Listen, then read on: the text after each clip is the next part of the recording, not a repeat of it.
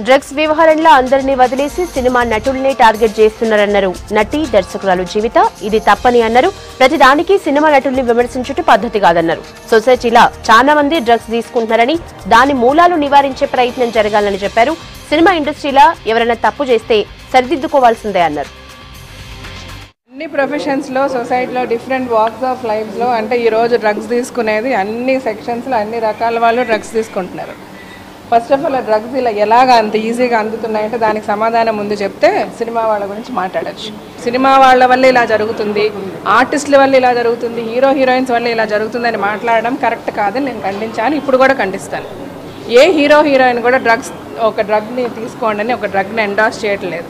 So first మనం అందరం ఈ సొసైటీ మొత్తం అలర్ట్ అయ్యి దీనిని ఎలా ఆపాలి, దీని నుంచి మన పిల్లల్ని ఎలా కాపాడుకోవాలి, ఆల్రెడీ దీనికి లోబడిన మన పిల్లల్ని ఎలా హెల్ప్ చేసి వాళ్ళకి హెల్పింగ్ హ్యాండ్ ఇచ్చి వాళ్ళని ఎలా మన ఇంకా మామూలు వాళ్ళకంటే కూడా వాళ్ళని ఎక్కువ కేర్ తీసుకోవాలి, వాళ్ళ మీద ఇంకా లవ్ అండ్ ఎఫెక్షన్ చూపించాలి. దయచేసి సినిమా అని అనకండి. సినిమా ఈరోజు సినిమా చూడని వాళ్ళు ఉన్నారా?